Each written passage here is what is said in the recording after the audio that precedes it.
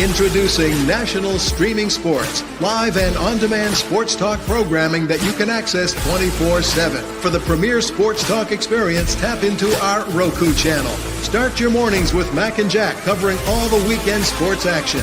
Then pour a cup and enjoy all the sports you can drink on the Coffee and Sports podcast. At midday, talk sports from east to west on the Coast to Coast podcast. Followed at night by some hot girl talk with Prim and Proper Sports featuring Sonia Pearson. Talk boxing on the Gloved Fist. Yankee fans tune in for Start Spreading the News. And there's more on the College Sports Huddle and Sports Scope with Robert Butler.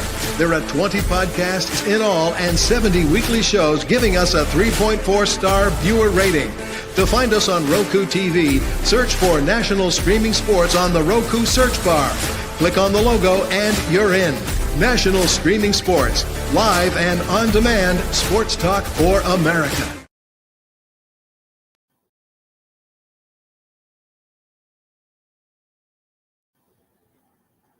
I'm Mac, CEO of National Streaming Sports Network and the host of the Mac and Jack Sports Show, and you're watching Our Lady of Sports, Sonia Pearson, host of Prim and Proper Sports. Thanks for watching. Good evening, everybody. Happy Wednesday. Wonderful Wednesday, that is, February 12th, 2025. I hope everybody's having an amazing day today. This is what I do. Prim and Proper Sports. You heard Mac. Download the Roku app so that you too can be in the know for Northeast professional sports. Big shout out to Linda and Mac over there, the producers extraordinaire. Y'all, I'm so glad to be on live tonight. I thought I was going to have an issue because my power has been out all day because it's been so rainy in Atlanta. But thank you for my friend Katrina, who let me hang out at her house until the power was restored. And now I'm safe and sound back home tonight. So good evening, one and all. Hope you're safe in your neck of the woods. Y'all, I've been promising you a treat, and it is here. And let's be clear before I introduce this person. He should be the bearer of a Super Bowl ring right now. It's none other than my friend, Brian Arndt, the friend extraordinaire, Detroit Lions. Brian, good evening. How are you tonight? I am wonderful. Happy Wednesday to you. While you're having your storms in Atlanta, we are having 6 to 8 inches of snow happening right now. Well, Atlanta's had 2 rounds of snow in the month of January. Now that I'm back, I'm kind of looking forward to it again. It was cold enough. It was 39 today at 2 o'clock. So just above freezing. You just never know. And, weather forecasters, not that we're meteorologists over here, they have pivoted and said, don't be shocked if there's a late little chance of snow, even up through March for the Atlanta area, because this weather is bipolar. So, Brian, tell us a little bit about yourself. I'm so excited you're joining us tonight. Welcome. Well, thank you for having me. I'm honored to be on the show. I was born in the D. I was born in Detroit. I served in the Navy from 87 to 91. Which I know we talked about the Pearl Harbor thing when you went to Hawaii. That was an eye-opening experience for me, too. I am the father of 3, pawpaw of 4, and 4 grandkids. I've been involved in sports broadcasting since 2017. And one of my favorite quotes, I don't know if it's like, it's just something I like. It's just a quote that I like. It kind of goes some days, and some days it's kind of like what, but it's from a quote from The Replacements. It's a football movie with Keanu Reeves. Really good. I love that movie. It's one of my favorite football movies. Pain heals, chicks dig scars, glory lasts forever. That's one of my favorite quotes. Yes. So, and it is. And thank you for your service. Thank you. Navy is definitely an extraordinary branch to be a part of. And I actually considered the Navy myself in high school. Talked to a recruiter, had the whole shebang set up, and then switched to Air Force. But my dad blocked all of that. So he didn't want any of his girls carrying a gun. I sometimes wonder how different my life would have been, because I always had aspirations in going through JAG. And so that's because I wanted to be an attorney even as a child. So I wanted to go through JAG. And so now here I am. Fast You would forward. be a broadcast NCIS type of person. That's what you would be, you know. All of that. But welcome to our show. We have a great time here. And hello to REM Dizzle 412 Coach Quinn. What is up, Robbie? Hi, Robbie. Thank you. You do look like Dan Quinn. Let's just jump right into it. This hour goes by super fast. And at the halfway mark, we do have to give our shout out to the Huddle Sports Network, which I'm also airing on there. This episode will re-air tomorrow morning at 2 a.m. Valentine's Eve on Northeast Professional Sports on YouTube and Roku. And it will also air tomorrow at 10 a.m. on the Huddle Sports Network. And so, Brian, let's just chop right to it. The Super Bowl, Philadelphia Eagles, Kansas City Chiefs, trying to get the three-peat. Did you watch the whole game is my first question. I'm going to be honest with you. The only thing I watched in the Super Bowl was a halftime show, and I watched that minimally too. It wasn't like I wasn't part of the Super Bowl because my phone kept going off every 5 seconds because I got every sports network thing on here, so app on here. So I was keeping pace with it, but and I did go back and watch some highlights and stuff like that just to catch up on it because I was kind of, well, first of all, Detroit wasn't there, so that totally shut me down anyway, and they should have been there. Mm-hmm. And I don't like Kansas City, and I don't like Philadelphia. I think those are like the two worst teams I want to see in the Super Bowl. I hate both of them. But hate's a strong word. I dislike both of them. I'm glad City didn't three-peat. I didn't think they were anyway. Doesn't matter who they played. I didn't think they had a chance. They were getting away with so much stuff during the regular season. Super Bowl, they kind of let things go. Mm-hmm. If you know what I mean. So I didn't see them winning that anyway. But from what I saw in the highlights, Mahomes had kind of a golf kind of game. He really lost the game for him. He did. He lost the game for him. He did. I mean, I never thought about it until you just mentioned it, that it's very comparable to Jared Goff.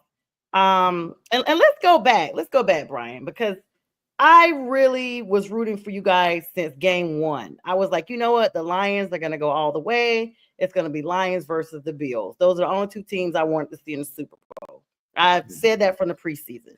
And it looked like it was really going to happen. Like everybody, so many people in this country were rooting for you all. Like we really were. Because we felt like, okay, the Eagles, they've been there before. The Bills, we want them there too, because they hadn't been in 30 years. Then we saw the Commanders come out of nowhere. Jaden Daniels, rookie of the year as well. Dan Quinn, no stranger to the Super Bowl, coming out of being the defensive coordinator with the Cowboys. Now back to the head coaching him. His last time head coaching was the Atlanta Falcons in that 28-3, which wasn't the final score, but that's what everybody remembers. And so this was his time to be redemptive, to go back to the Super Bowl. But I'm going to tell you what I said. When Washington defeated you guys and removed you all from Super Bowl contentions, number one, I was upset. Number two, even though I liked the Commanders as a child when we didn't have the Panthers, the Commanders were my team, Redskins, back in the day. I was just like, for them to get obliterated by Philly, I'm like, y'all should have left Detroit alone. Detroit could have far better handled the Eagles than the Commanders did, because at the end of the day, it became another NFC East matchup. They had already faced each other twice, and the only thing the Eagles did was gain momentum through the experiences of their loss and wins through the regular season. So it's like a bad storm. It's like a tornado. It just picks up momentum and picks up speed. The more it goes along, the more debris gets picked up, and it's just more dangerous and more lethal. When you all played that game against Washington, aside from the fact that you all did lose the game, what was your thoughts? Did you have a thought of, you know what? I missed the gunslinger being Stafford, the former quarterback? Or did you feel like everything was just off across the board for Goff? I think that this game was slowly based on how Goff performed in it.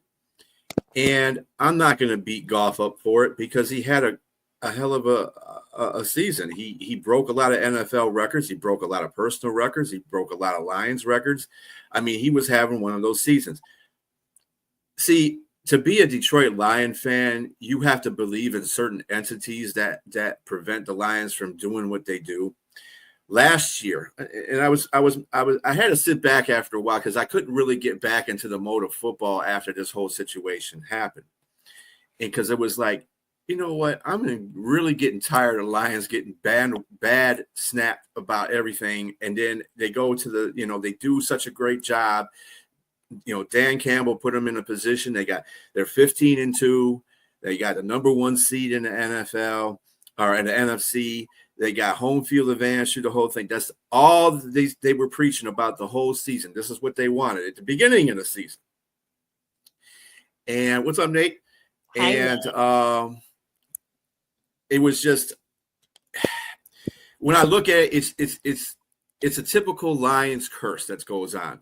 Last year, they played San Francisco in the division title, the conference final. They were killing San Francisco in the first half. I mean, killing them. But then in the second half, everything just turned around like a miraculous bad dream it was. And they were like the SOL, same old lines, in the second half. And that wasn't Goff's fault. That game was not Goff's fault. That was just people not dropping the ball when you should be catching it. One bad decision, in my opinion, by Dan Campbell. Instead of, when it was 30-27, I think it was. And instead of kicking the field goal, he decided to go for it, which I didn't think was good. Just kick the field goal, make the game even again. It's a brand new game at that point. And I think the players would have recovered. But I think the players were kind of down on themselves, especially Jahmyr Gibbs, because he fumbled the ball. He wasn't in the game that much after that. That was shocking. And I was like, I think they don't have confidence in themselves. And if you would have kicked the field goal, they would have said, okay, we can do this. We got to this point. Maybe we can eke it out. So I think that was a killer for the Lions at that point. But dropping the ball, Josh Reynolds, obviously he's not here anymore. There's a reason why, because, in big game, he did that in the Super Bowl with the Rams with Goff. Yeah. He had him wide open in the end zone one time officially, and he dropped the ball in the end zone. And, points were at a premium in that game. If you remember, there was kind of a defensive struggle between New England and the Rams. Clearly. And, if people would just, receiver's job is to catch the ball. They don't really care about you running after it. That's nice. But catching the ball is essence. That's what you get paid to do.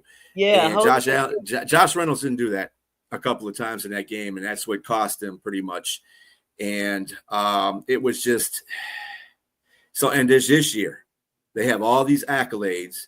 They burned through the whole NFL schedule basically, and the only teams that got them were those Buffalo Bills and Tampa Bay Buccaneers.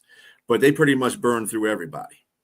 And the offense was going at a high pace. So when they get to this game and Goff has a bad game, I'm just like, it's got to be a curse. There's something going on here. There's something that's not – the stars are not aligning for this team to succeed where they need to succeed. And I don't know how much you pay attention to the Lions, but they had a curse. They tried to lift a curse with a local guy, Jeff Daniels, who's an actor, and Peyton Manning, of course. And it didn't work because it's not about the records. Okay. It's about the end result, and that's winning the Super Bowl. And 2 years in a row, something happened that screwed it up. So I don't know. I don't know what to go through from that point.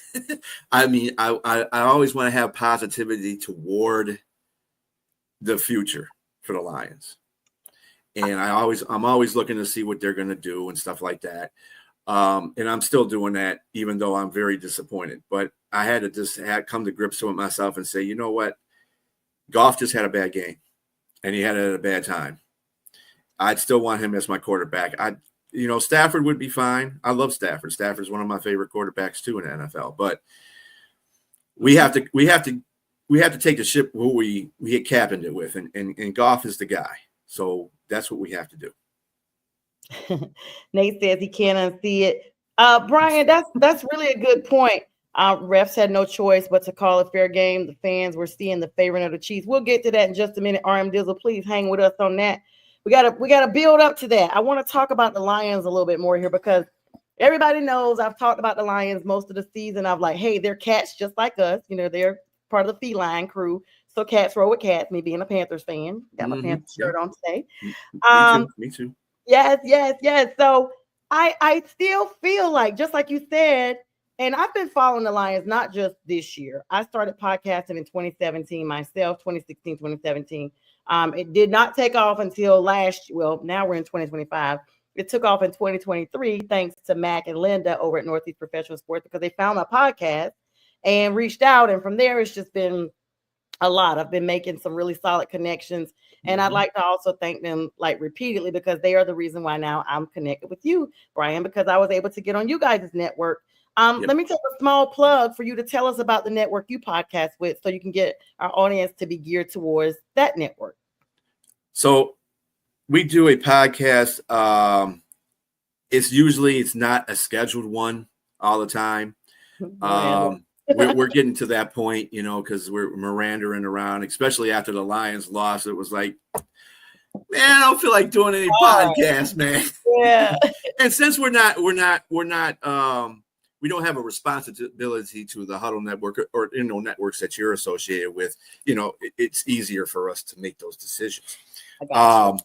But we do still have it. I have become full producer. I'm going to be in the background. I really kind of want to focus on one thing at a time. Our show is called One Ass Cheek and Three Toes. People won't get that too much. It's a Dan Campbell quizm. And he said it in his first year when he was coaching the Lions to the players when he was talking to them in the room before training camp started. And I just took that off and ran with it. We talk exclusively about the Lions in the majority of the time, but we do get into the other 31 teams. I kind of like that too, to talk about other teams because it does affect what the Lions do during the season as well. But we do that. Usually we used to do it every Sunday faithfully at around 11 a.m. Eastern Standard Time, just 11:30 a.m.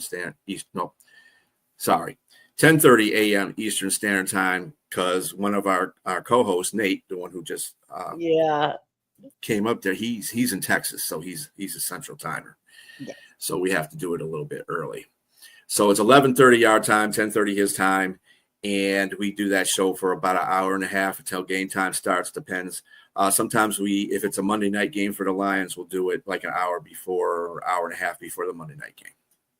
Yeah, and I've had the blessing of being on that show, and thank you for explaining what it was, because I remember when Nate was like, "Hey, we want you to come on the show."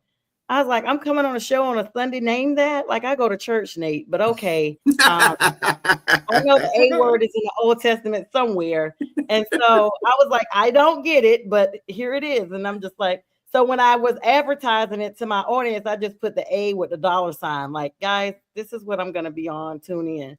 Well, our Facebook page can't be named that. We tried to put, the one A cheek and three toes, but it wouldn't allow us. So we had to put one butt cheek. And just like, it doesn't have the same essence when you say it that way. So we kind of trying to do something different. We're going to try to do something different on our social platform on that. It doesn't bother X, and it sure don't bother Instagram. So as much stuff that you see on there, I'm gonna tell you, Facebook does absolutely too much. I had a friend page because everybody knows I started the all-female fan club for the Carolina Panthers, the Carolina Pantherettes, and it's a private club page that we had like 10,000 members before Cam left. Now we're about close to 8,000. Still a lot of ladies. But I started a regular page that people could follow, but I tried to start an actual friend page, and I named it the Carolina Panthers. Facebook's reaching out to me, asking me to send me their ID, my ID that shows my name is that. or they're going to change the name. Just like my Facebook page, that's all things football from a lady's perspective. I'm trying to change it to Prim and Proper Sports, and they keep denying it. And I'm like, why? It's not offensive. No one has this name. I've already run it through the trademark check because the Carolina Pantherettes name is trademarked. So I know how to do all of that. Facebook does way too much. And just like you said, I've heard about X. I'm just like, I had a friend that pulled up X one day, and I was like, what kind of stuff do you research on here that all that's in your news feed? And she was like, girl, I just looked at one thing, and now I was like, this is the old school, what was it? HBO After Dark. This X is off the chain. X is like, it's worse. Instagram isn't far behind it either. Yes. And so I guess, this is just the times we're in. So thanks for letting everybody know how to reach you on that. And everybody's still, rooting for the Lions. However, little bleak news, you guys have 30 pending free agents. 30, and there's a 52-man roster. I don't know if this is inclusive of the people that are not on the actual active roster or not, but Marcus Davenport's one of the main names, the edge rusher. You guys have veteran edge rusher. He got a 1 year, $6.5 million deal in 2024 to support Aiden Hutchinson, and who's the star, of course. And of course, it's kind of like your manager, Brian Holmes, at the time felt like Aiden needed help at that position. Now it didn't work out. And Davenport got injured, has an elbow injury in week 3 of all weeks. Like as soon as the season started, he was done. So he basically got a check for free. And so now, Joseph Grassano believes Davenport will be a one and done in Motown. And there's a plethora of other names. You guys have already lost Ben Johnson. You start losing your OC and DC. Those are like who prop up your HC, the head coach. What is the vibe like in Detroit? We really want you guys to go back for a 3-peat because you were so close, but it's just becoming more and more difficult. And Dan Campbell said it last year that it's extremely difficult to get back, but you all did it only to be, brought down by the most unexpected team, the Commanders. Well, again, I don't think it was anything the Commanders did. I knew they were going to come and play. I mean, Dan Quinn has those guys ready. I mean, he's a great coach too. And Jaden Daniels, that dude is fire and ice. He's on fire, and he plays with ice going through his veins. It's awesome. He's just an awesome rookie. Dude. He's just great. Kudos to him for winning Offensive Player of the Year, Rookie of the Year, right? Too. Did he win Rookie of the Year too? So I mean, he deserved it. I think Offensive Player went to Saquon. Okay. Mm-hmm. Yeah. Any award that he got, he deserved because he played awesomely. I really liked the Washington Commanders at the beginning of the year too. In fact, one of my co-hosts on my old show, he said that the Washington Commanders would probably get in the playoffs and maybe win the East at the time. This is the beginning of the season. He was pretty close. They were second, and they did beat Philadelphia once. So very, very close.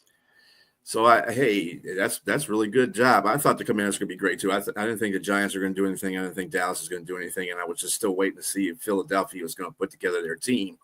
That is a deep team. So, but anyway, off that subject. As far as the 30 free agents, some of those will get re-signed. The other guy that you didn't mention is Emmanuel Mosley. Yeah. Dude has been living on a paycheck for the last 3 years. It's time for him to go. I forgot all about him because what is he doing? Nothing. And he okay. The first year he got hurt. Mm-hmm. The second year he came back, played 20 minutes in a 20 minutes. I don't even think it was 5 minutes. 5 minutes in the game, and he got hurt again. So he was out that year. This year he comes into training camp, hurts his pectoral. So then he's out for a while. And then I don't know what the vibe is with him because he came back like week when they played Indianapolis. He came back, but he was on special teams. Mm-hmm. He was on special teams. and he was in and out of that, but he was never put into a starting position or put into a backup corner position. I don't know if that's because they didn't like anything that they saw in him, or they thought that they had everything going with Vildor, who's another free agent, which we probably won't sign. I don't know. They liked Vildor better than they liked him. Were they playing out, everybody playing better than him in the practice?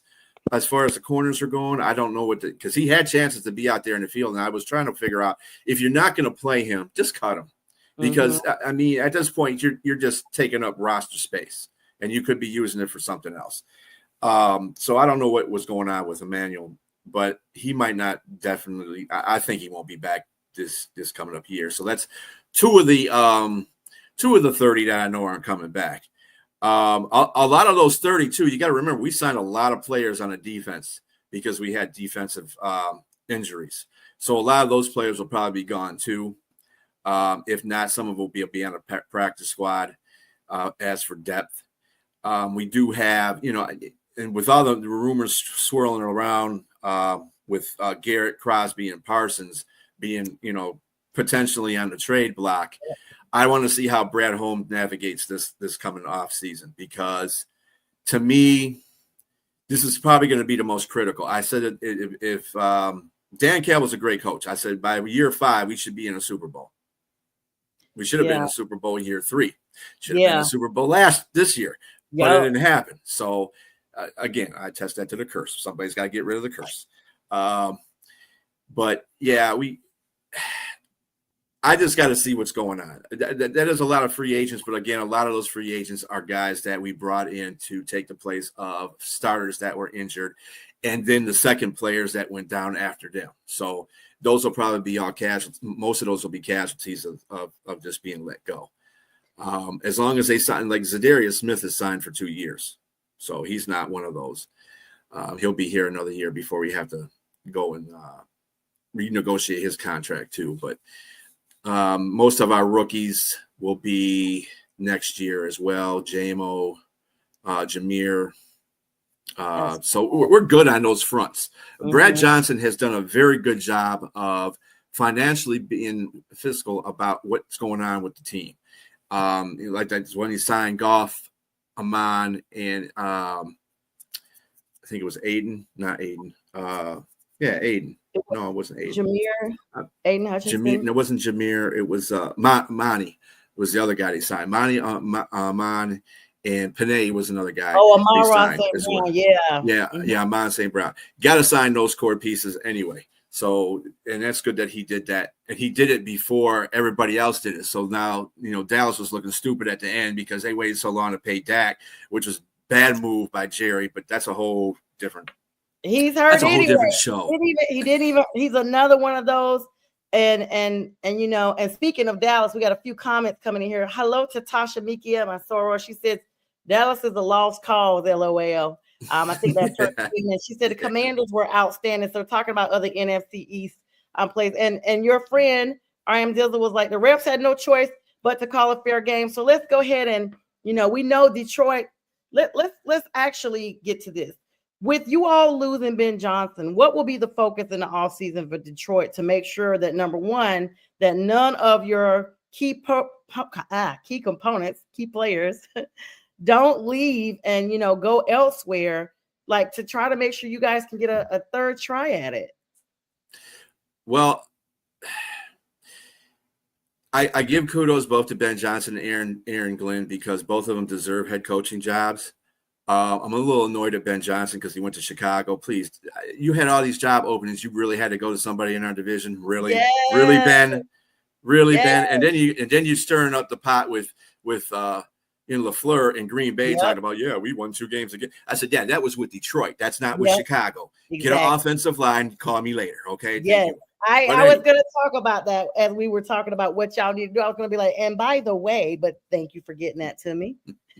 So, but Aaron Glenn was worthy of his job. I thought he definitely deserved a head coaching job. He's going to be a really good head coach for the Jets, I think. His replacements, Shepard, he's a DC. He came up behind Aaron Glenn, obviously, he was the assistant to the assistant defensive coordinator, so he should be fine. We just got the defensive line coach, one of the best defensive line coaches from Tampa Bay, which replaced our other defensive line coach that was stolen from us. So, but we're getting and the guy that we got as an offensive coordinator is the one who taught Ben Johnson. So there you go. We're not bad in the coordinator. I'm sure the plays that, and Ben Johnson's a brilliant play caller. Okay. He makes stuff work that I've never seen work in the NFL in my entire life. He is good at that. He is very good. That's going to be an aspect that the Lions are going to miss. However, now that the Lions have grown, they're boys to men now.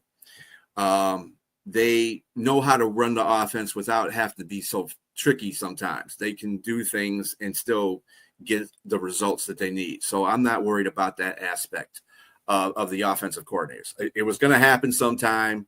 It just happened this year. So I thought it was going to happen after they won a Super Bowl, which Ben Johnson said he was going to leave after the Super Bowl. Right. If they won a Super Bowl. I was like, okay, but you just went back on your word, bro. Okay. Whatever. He did. He really went back on his word. But I don't know. You guys seem to be able to have the solid pieces still in a row. If you keep your nucleus intact, even though you've lost these pivotal pieces of the puzzle, the Detroit puzzle, it's going to be interesting to see how, Dan Campbell continues on with now a third attempt at a Super Bowl run. You got a lot of people still pulling for you guys, Brian. And so with that, sadly, I have to, move to the next segment of the show, which is the Super Bowl. But before we do, let Brian and I give you about a 92-second break as we give a shout out to the Huddle Sports Network. We will be right back. This is a Huddle Sports Network broadcast. You can find us on Roku TV, Amazon Fire TV, Facebook, and of course YouTube. Get all your NFL news here first.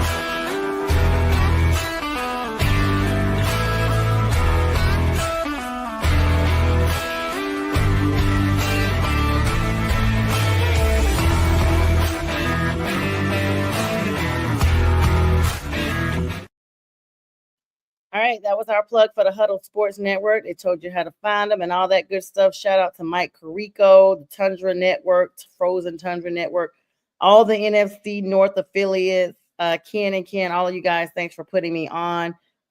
Check them out, y'all. They have a lot of great shows. Brian is affiliated with that network as well.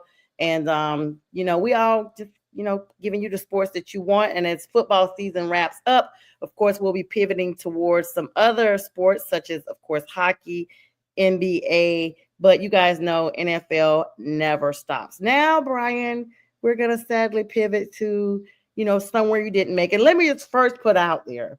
I know 1,000% how you felt, because when the Panthers went to the Super Bowl in 2016 and we lost like that, the very next year when Atlanta, of all teams, went, our rivals in the same division, I was not trying to watch that game except to ensure that they lost. But, they lost, and it was on my, it was actually back then, it was on my birthday weekend, and I was on a cruise, and I was, a lot of my coworkers at the time, I worked in the court system, they were teasing me. They had this whole red and black day, and they were like, we're going to buy you a Falcon shirt. I was like, do not waste your money. It's just going to get set on fire. But I was nice at the end. I was like, I've been living in Atlanta now, longer than I lived in the Carolinas, even though that's my home state. And so, if you all win the game, you got this nice, pretty stadium. I'll congratulate you. I'm not going to become a fan, but I will congratulate you. Well, they lost. And I was the worst person they ever wanted to see coming for a long time. They never, and the thing is, people could heckle me about my Super Bowl, but they couldn't take it. Every time I started to bring it up, they were like, oh, it's too soon. I'm like, too soon? It's not even the season no more. Like, when is it not too, but I will be honest, to this day, Brian, I have not watched Super Bowl 50 in its entirety, which was the Panthers versus the Broncos. Once the halftime hit and I saw how we were losing, I left. I was at a friend's house. I left her house. I cried all the way home. I got home. I got into bed. I was super late for work the next day because it felt like somebody died. So I know, because we were freaking undefeated. We had only lost one game, and it was to these buzzards down here in Atlanta. And there was no way anybody could have told me we were going to lose the Super Bowl. I felt like I was so confident I could have slept through the Super Bowl and just wake me up when it's over and congratulate me. I was so and I was very out there with it. I was like, yeah, we just here because they're on the schedule. FX Sports, Dan Patrick, all of them, they know who we are. They say defense wins championship. We got no one defense. We got no one offense. Like, we are that. Like, who can beat us? Nobody. And so I felt like it literally felt like somebody died. So I can imagine with Detroit now going back for their second time. I empathize with you before we start this line of questioning. You already came on and said you didn't really even watch the game. I don't blame you. And so with that, I guess we'll go ahead and start with the halftime show first, since you watched that. Kendrick Lamar, Mustard. What'd you think about it? Are you a Kendrick Lamar fan? I love Kendrick Lamar. He's one of my favorite rappers of this century. He's one of my favorite rappers of the century. Obviously, I'm from Detroit, so we have Eminem, and they work together really well. In fact, I think Kendrick even gave M his props. He said, I learned a lot from M when I listened to his music. And let me just put this as a sidebar. M doesn't get played at clubs because M doesn't have club type of rap music. Okay, no, he doesn't. Stop with that stuff. Okay, that's not M's. It's y'all better grab 8 Mile Road if you don't know, because M done talked about his daughter, his baby's mama at the time, like putting them in a car. Like, I know hip hop and rap, and I've had M's albums. They can't be played at the club because somebody might not make it out of there alive. It's that bad. But and on the flip side, there's 50 cents. But anyway, but Kendrick, I thought his performance was great. I didn't think just the halftime show was the greatest as far as how they prepped it. I think he did a very good job. I think SZA did a good job. I loved Serena crip walking, although I am still kind of questioning that, because her sister got killed by a crip. Yes. And I'm trying to figure that out. But she did that at the Wimbledon too. She did a smaller version of that. Wimbledon. Yeah, her sister Yatumba Price. Price got killed in 2003 in September. Yeah, so that always got me scratching my head. So, Serena, why are you doing that? And your sister got killed. Okay, whatever. Yeah. It's your world, Serena. We just living in it. Okay, girl, you're the greatest tennis player ever. But at the same time, this brought out two different sets of emotions for me watching this. I understand what his message was saying to the people. I like his woke messages. At the same time, though, I'm a traditionalist. I'm old school. So I'm kind of like in the back of the Prince and the Michael Jacksons. I want entertainment, Yeah. Like I said, I love Kendrick. Kendrick did his thing. He did his thing. He did. But I think in this culture that we live in right now, we're going to see more of these halftime things, and not just in football. It'll be in basketball and all that, hockey and, all that woke stuff. Okay. And that's fine. I understand that. However, where'd the entertainment value go in this century? We don't really have that much entertainment. I loved Rihanna when she was there. I want entertainment. I want people that are going to go out there and sing, do songs that, you grew up with. I'm not have to be old school. This century's artists are pretty good. Not all of them, but Most. Oh, all right. And like I like Maroon 5. Okay. Oh, They particularly didn't yes. do they didn't do a particularly very good job at their Yeah, Super they Bowl. did. It's And hard to I say. was shocked. I was like, as Yeah. good as your albums, I have their album. Yep. I got all of them too. And as fiery and as energetic as Adam Levine is, you would think they would have some kind of, but it wasn't. And I was kind of disappointed. Teamed up with Party Next Door or The Weeknd and made it spectacular. That's the collaboration I was looking for. And I think the thing that's what Maroon 5 didn't have in there is I think really the perfect person I would have had put with them was Rihanna. I mean, she did her thing in her own, but if she was with them, she did a song with them, so that would have been great to do. And then she's just energetic as it is anyway. It happens. She's not a bad person. Shout out to Rihanna because her birthday is this month too. She's an Aquarian like me, and it's funny. I was talking about her earlier. I actually have my hair cut kind of like she did on her Diamonds video. So everybody knows I just cut my hair off a couple of weeks ago. So it was Rihanna inspired. Oh, there you go. All right, Riri. Yeah. There's artists like that. I like to have on there. I mean, I'm not a big Beyonce or a Taylor Swift fan by any means. I'm not. I don't like rolling with. I don't want to be a Swiftie or a B. No, I'm not. I love Beyonce when she was younger, on her own, after the group. Destiny's Child, yeah, I liked her then. But it's kind of like she's gotten too commercial and she's trying to do everything. And Beyonce, come on, man. I mean, she did a good job. And Taylor Swift's the same way too. I love Taylor Swift when she first came out and was being poppy from country. I like that, But then she started doing the same. I'm like, what is wrong with? And people love them though. Yeah, they're the number one and number two best-selling female. Well, actually, Rihanna's in between. But Rihanna's the best. And Rihanna now has her makeup line, so she's one of the top paid female entertainers as well, thanks to her Fenty, which is her last name, Robin Rihanna Fenty. So she has a whole makeup line. I wear it. But I'm the same way, Brian. Like I'm a kind of roll it back to what we first started talking about here with the halftime show. I feel like two things happen because they always say two things can be true at once sometimes. They figured out. Let's roll it back, not to be political, but they realized Trump was going to be there. That's part one. There's a lot of unrest in this country amongst a lot of people because of the election, but that's who we elected. That's who's the commander in chief. And now we have to roll with whatever he decides, including the Gulf of America that was renamed yesterday by Google Maps. Number two, there has been an ongoing beef between Drake and Kendrick Lamar since last May, and Drake had his attorneys to file paperwork against UMG because his attorney said, hey, it's one thing to have a rap beef, but to keep saying that this man is a pedophile is now character assassination and it's defamation. And even in his performance, Kendrick asked the girls that was back there, he's like, I want to perform this song. Should I perform it? And there it's the girls with the red wigs. He's like, but they like to sue. They had just served him papers and he still must.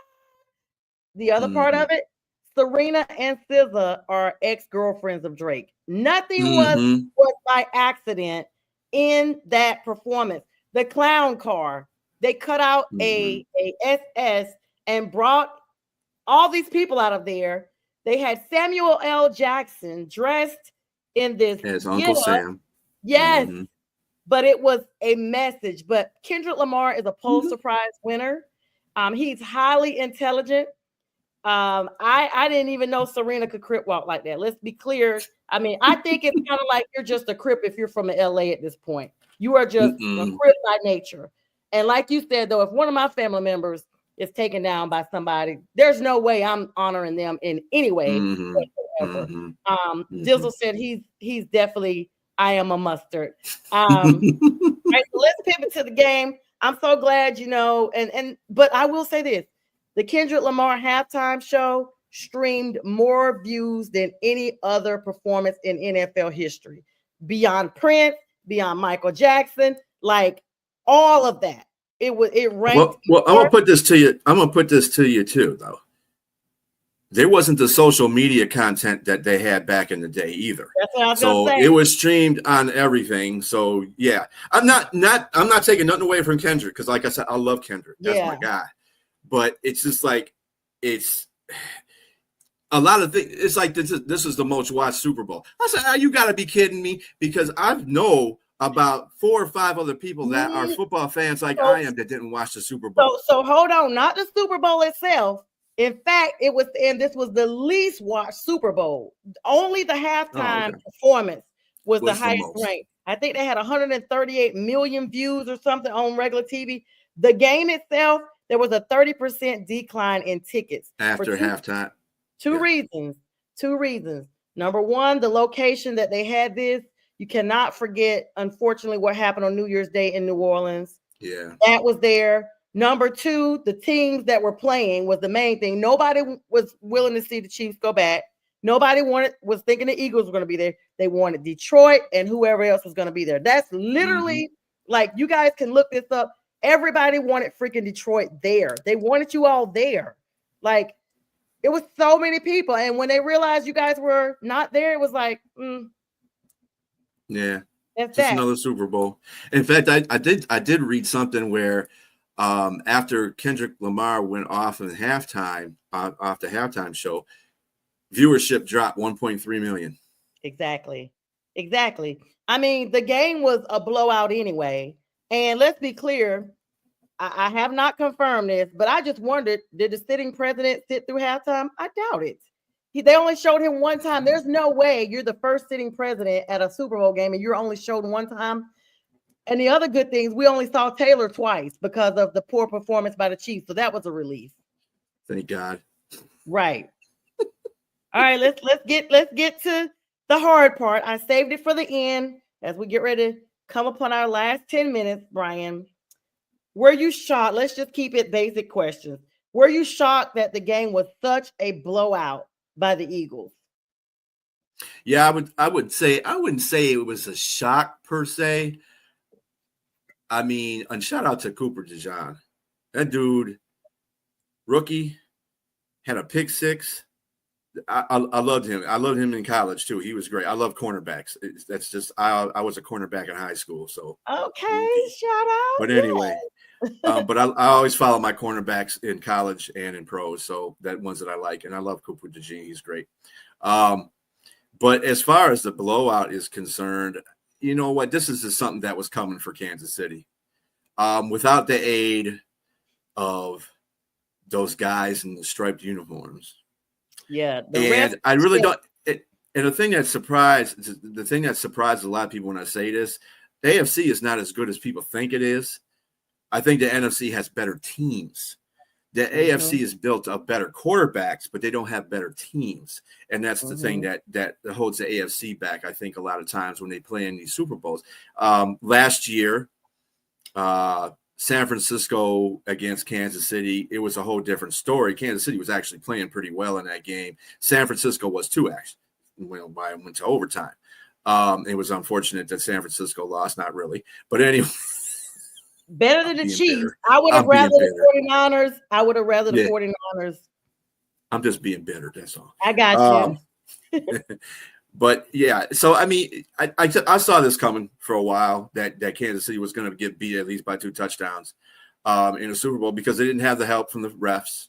And I don't care what the refs say. I don't care what the devil Goodell says. They are paid. When you bring Las Vegas into a sporting venue, you're setting it up to be like the WWF, WWE, whatever. So, you know, it's going to be that way. It's going to be, you know, all thrills. We're going to just let Kansas City in there so we can get people to watch. And then Kansas City will lose because we don't have to give them the support of the referees like we did the rest of the season. And they can't say, the referees can't say, oh, it's egregious that we didn't make calls for the man. Get out of here. Patrick Mahomes, I can give you about 10 plays. Patrick Mahomes, it should never been called roughing the quarterback on Patrick Mahomes. Never, ever, not even close. Yeah, so, they started the game. The first or second play already with that. Everybody's like, here we go with the BS. Hold on. In the Super Bowl. And then they dialed it back. But the Eagles, knew going into this game they had to stay on the gas.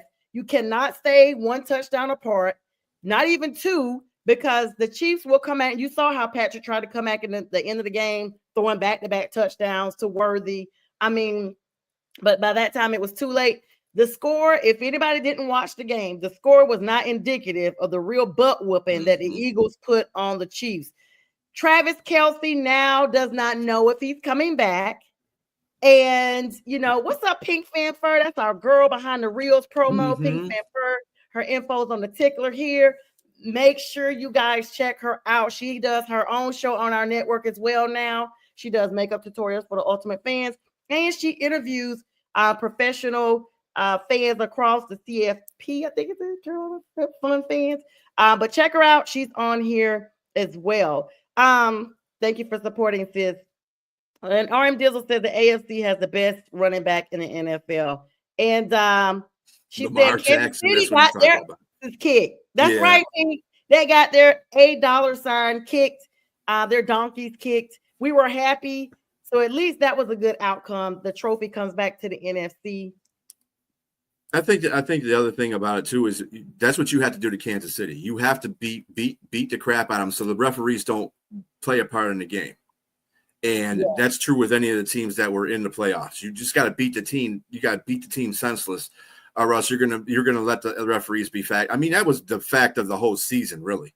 If teams are allowing these other teams to stay around, they're going to get mad because a referee is going to call a bad call. It's just all and you're forced them to do that because you're playing these close games. And I understand if you don't have all the talent in the world and you're fighting for your life, it's just, and it happens to every team, more so to the Kansas City. But I know Detroit got a fair share of calls. I know Washington got a fair share of calls. Every team in the NFL got their fair share of calls that you're like, no, I think that should have been called, Yeah, I'm a Lions fan. Yeah, they tried to give like a whole statistical thing that the Chiefs really were like number 31 for calls. But when the Panthers had Cam Newton, he was hit more than any quarterback and it was never called. And they basically made an allocation saying, well, he's a runner now. He's no longer a defensive player because once he comes out the pocket and decides to run the ball, it's, no holds barred for him. And now, you continue to see that. Now you got Patrick Mahomes, a.k.a. Gonzo, falling out all over the place. And let me allow myself for a quick minute. Exactly, Tasha, Crimea River, Kansas City. Let me let you speak with Pansy Gonzo real quick. Hi, Brian. So, we weren't doing the best out there. I don't know what the hell was going on with Travis. I targeted Worthy a couple of times, but I just became a new dad. So I'm just happy we're here. And, we'll be here next year. We won't be the first, we won't be the last. Chiefs or die. Thank you so much, Pat, for your time. Travis, we know you're not interviewing with anybody. So there's that. And Taylor didn't come down. In fact, they were so mad that today Kadarius Toney got his butt arrested in Atlanta for choking somebody. So you mad? He's not even on the Kansas City Chiefs anymore. They're not. They're the chefs and the refs. I'm surprised. I'm surprised he got accused of choking somebody. He actually held on to something for a minute. There you go. There you go. And I love that. And speaking of, RM Dizzle just said, Pat Mahomes should switch to Allstate because State Farm got him messed up. I know that's right. That's a good one, RM Dizzle. It's a joke after my own kind. Pink says, I don't think that first touchdown, it sure wasn't. It sure was not. It sure was not. It sure was not. And I mean, we seeing it and y'all got all this replay and don't see it. But we digress. So as we get ready to, they won. Everybody knows it. If you want to know more about that garbage game, go ahead and just look it up because we're not going to give it no more energy tonight. Brian, I do want to actually ask you, he went to Taylor Swift. They said she didn't even come down there, though, Tasha. She didn't even come down there. Yeah, wide receiver. We got you, Pink.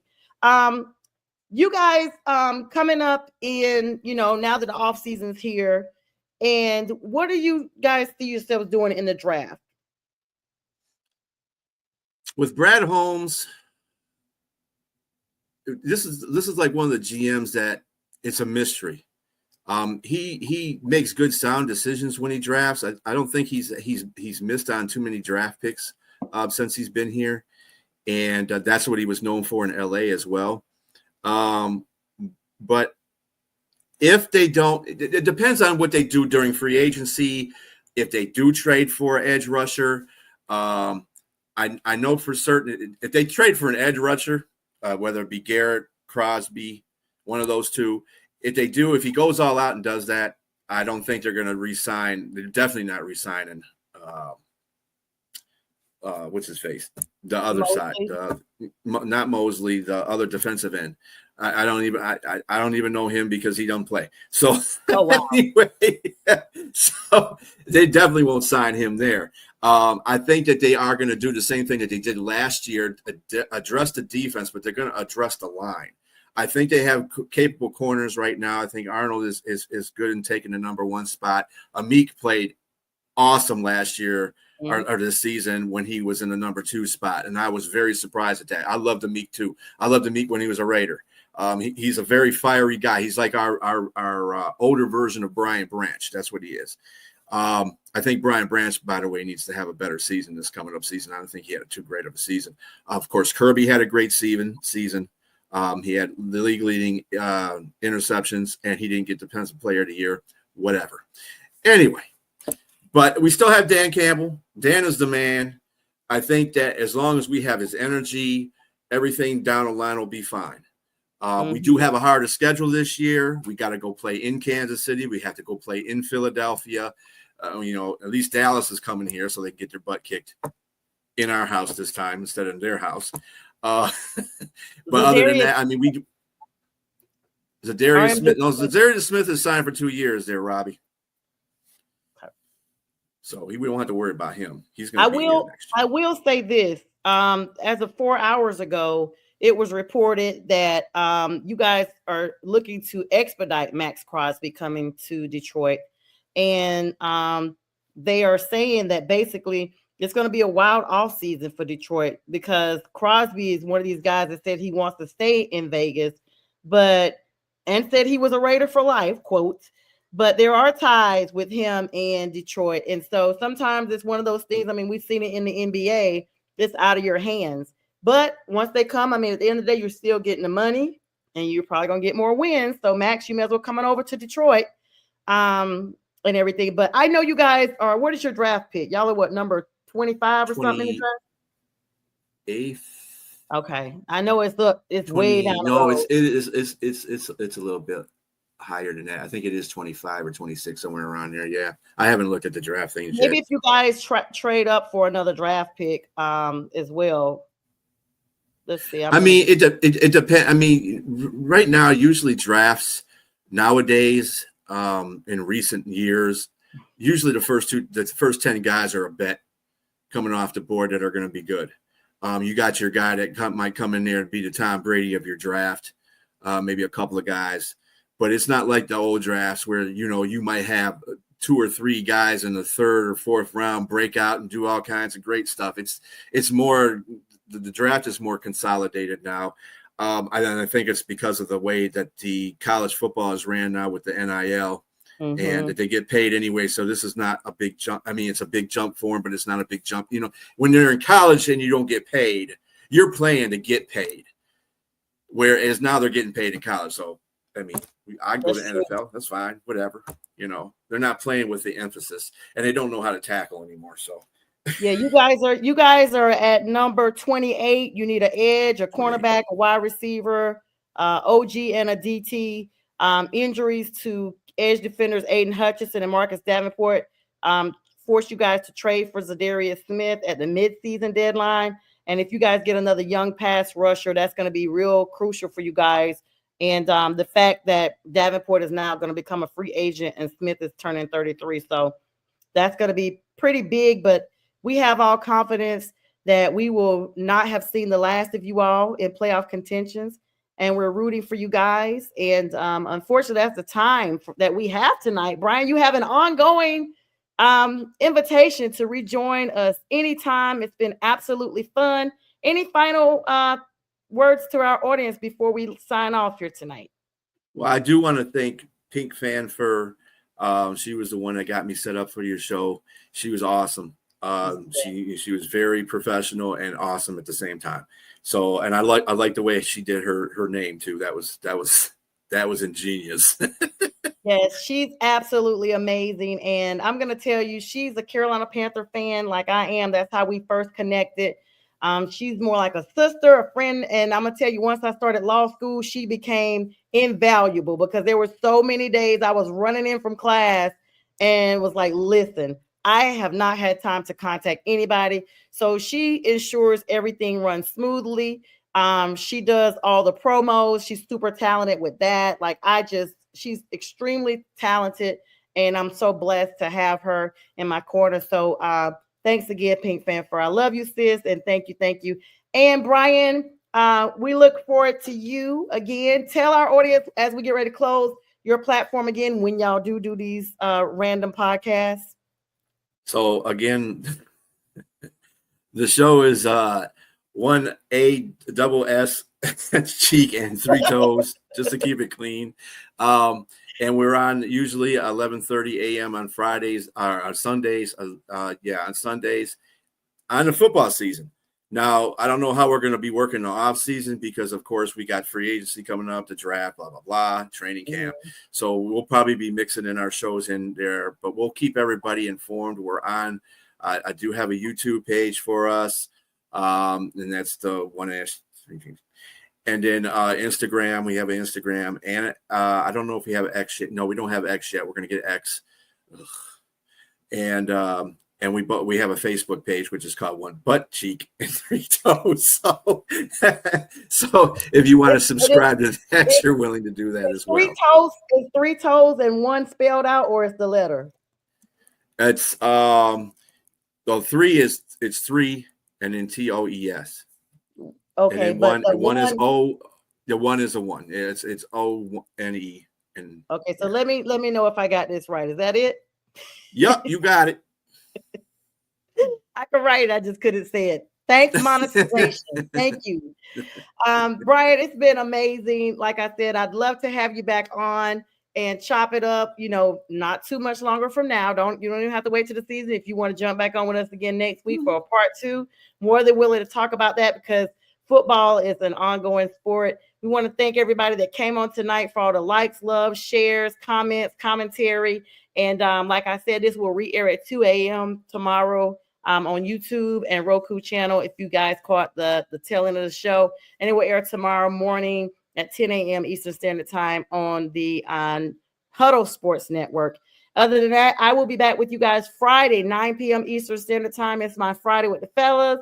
Brian and I will at this point bid you all a good night, and we thank you very, very much.